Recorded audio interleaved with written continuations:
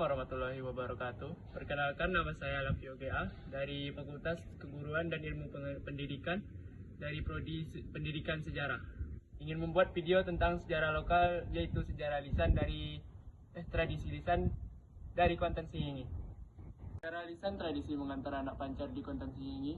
Asal-usul dari tradisi tersebut menurut penuturan orang tua di Kuansing, tradisi mengantar anak pancar sudah ada sejak zaman Kerajaan Melayu di Sungai Kuantan, jauh sebelum Indonesia merdeka.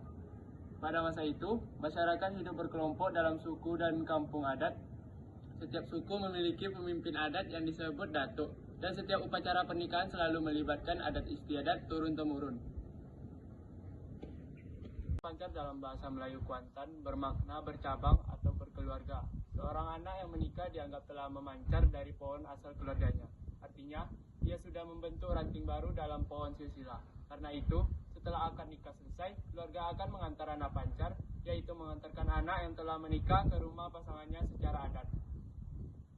Dahulu, di Kuantan Singing yang kaya sungai dan lembah, iring-iringan mengantar anak pancar sering dilakukan melalui jalur air. Rombongan berperahu menelusuri sungai Kuantan sambil membawa barang hantaran, pakaian adat, serta diiringi bunyi kompang dan pantun sambut. Proses ini bukan hanya seremonial, tapi juga bentuk silaturahmi antar kampung dan keluarga besar.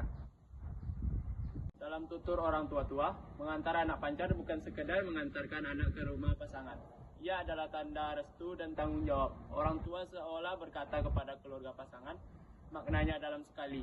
Anak tidak lagi hanya milik orang tuanya, tapi juga bagian dari keluarga dan masyarakat baru. Selain itu, adat ini juga menjadi cermin gotong royong Melayu Kuansing. Seluruh keluarga dan tetangga turut serta mempersiapkan segala sesuatu, dari hantaran, jamuan, hingga iring-iringan. Suasana meriah tapi syarat makna. Di masyarakat Kuantan Singing, adat ini juga menjadi simbol penghormatan kepada leluhur. Setiap pantun dan doa yang dilantunkan mengandung pesan agar pengantin hidup rukun, tidak lupa asal-usul, dan menjaga hubungan antar keluarga. Perubahan di masa kini tentang anak pancar, seiring waktu, bentuk pelaksanaannya mulai berubah. Kalau dulu iring-iringan dilakukan dengan berjalan kaki atau naik perahu di sungai, sekarang lebih sering dilakukan dengan konvoi kendaraan hias. Namun nilai-nilai yang terkandung di dalamnya tetap dijaga. Silaturahmi, gotong royong, hormat kepada orang tua, dan kebanggaan terhadap Melayu. Dan begitulah tutur orang tua-tua di Kuantan Singing yang hingga kini masih menjaga adat mengantar anak pancar sebagai warisan luhur, pengikat keluarga, dan penanda jati diri Melayu Rantau Kuantan.